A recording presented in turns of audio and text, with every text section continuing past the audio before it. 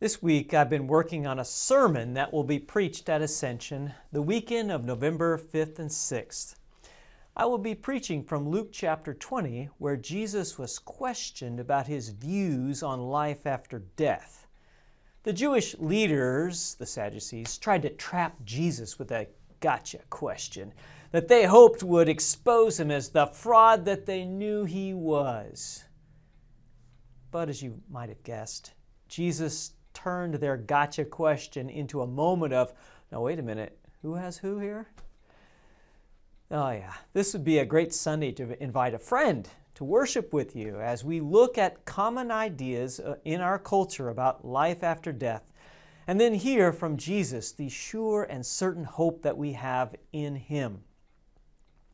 But in choosing the Luke passage to preach on, it meant that I had to leave the Old Testament reading from Exodus 3 for another day. Oh, but it was so good, I just couldn't leave it lie. So, I wanted you to enjoy it right now, too. The first 15 verses of chapter 3, it's all familiar stuff. It's the account of Moses and the burning bush. There's no need to hear right now, rehearse this well-known story of, Moses taking off his shoes and hearing from God that he is now going to save his people from slavery in Egypt. But if you look just a little bit deeper, you will find some very interesting oddities that need to be examined. For example, why is Mount Horeb called the mountain of God? Mount Horeb and Mount Sinai were where God gave the Israelites the Ten Commandments are thought to be the very same place. How did this mountain get such a reputation as the Mount of God even before all of these events?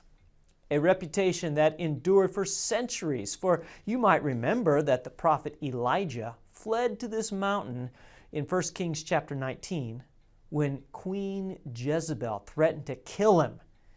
It was at this mountain that God came to Elijah to encourage him, not in the earthquake that broke the rocks apart, not in the wind or the fire, but in the small, still voice.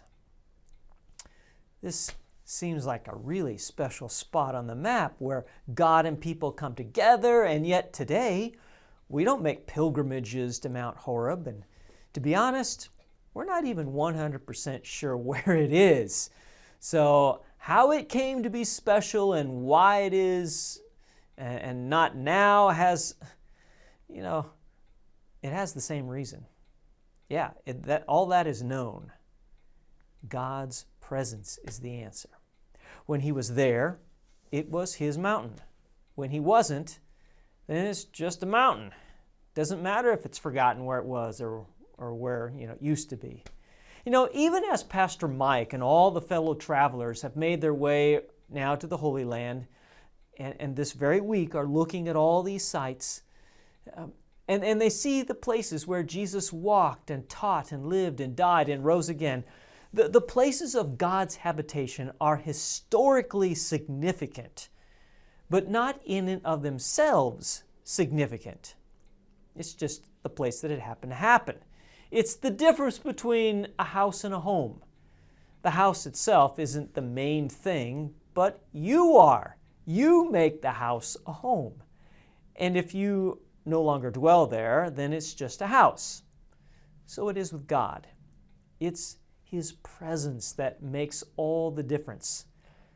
Think of Jesus' words to His followers when He said in John chapter 14, verse 23, "If anyone loves me, he will keep my word, and my Father will love him, and we will come to him and make our home with him." You are the dwelling place of God. No need to travel to a mountain. Jesus has made you that place.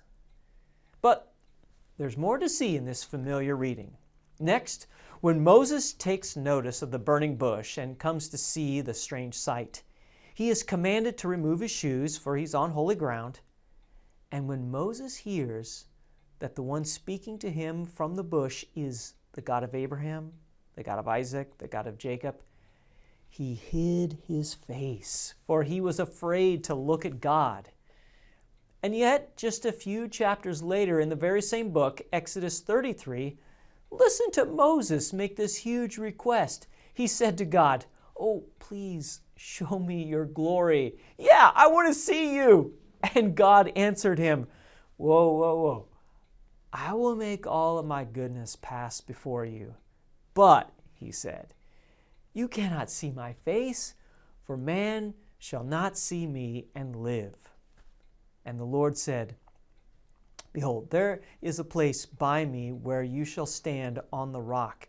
And while my glory passes by, I will put you in a cleft of the rock, and I will cover you with my hand until I have passed by. And then I will take away my hand, and you shall see my back, but my face shall not be seen." The initial terror of being with God gave way to a longing to see Him as He is. And God gave him just a tiny little peek of my backside. The day is coming, though, when we too will see God. The disciple of Jesus named John tells of that day in Revelation 21, verse 3. "For when Jesus comes again on that last day, He will bring the new heaven and the new earth together as one."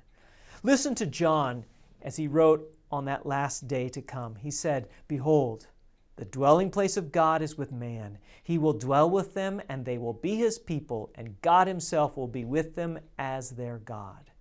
Oh yeah, we will see Him, live with Him, and never say goodbye. What joy awaits all who are with Jesus. But there is at least one more strange item in this reading from Exodus chapter 3. And that is this curious objection that Moses gave to God. Yeah, he was all worried that if he showed up in Egypt, that he might be quizzed by the Hebrews as to, "Who is this God you claim to have encountered? And what if they ask me what your name is? What am I going to tell them?" You know, of all the oddities in this text, I find this one the most strange. As far as I know, this was the first time that God had ever revealed His personal name, as He said to Moses, "Well, tell them I am has sent me." Wait, did the slaves in Egypt know that this was the name of God? Was it like a security question that was necessary for the login? Yeah. If this name was so special, then why don't we use it today? Again, to be honest, like not knowing exactly where Mount Horeb is on the map, we are not 100% sure how to correctly pronounce the name that God gave to Moses. I mean, we know the consonants, but not the vowels. If this name were so important, then you would think that when Jesus taught His disciples to pray, He would have said, "Pray with this name, I am," or Yahweh. That's how we think it's pronounced, but we're not 100% sure. Instead, the name that Jesus gave was a name that described the relationship and not the person. When you pray, say, "Father in heaven, hallowed be your name." Yeah, when you ask a small child what their father's name is, you know what they'll say? "Oh, that's my dad." Yeah, and the father wouldn't have it any other way. To his child, that is his name. To the rest of the world who are not his children, yeah, he's got a name, but for his own, it's Father. You are the dwelling place of the living God by the invitation, the work, sacrifice, the resurrection of Jesus. The living triune God has made you His home, and a day is coming when you will see Him face to face and never again leave that new creation, your forever home. You know His name, Father in heaven, and call upon Him to pray, praise, and give thanks. Amen. Hope to see you all then in Bible study and worship this weekend. Oh, and Pastor Mike will be back and will preach his final message from the book of Jeremiah. Please bring your trunks and your trunk or treat to the event this Saturday and Sunday at either Maple or Tyler campus. And we're going to have this big event for the community. Hope that you'll be there too.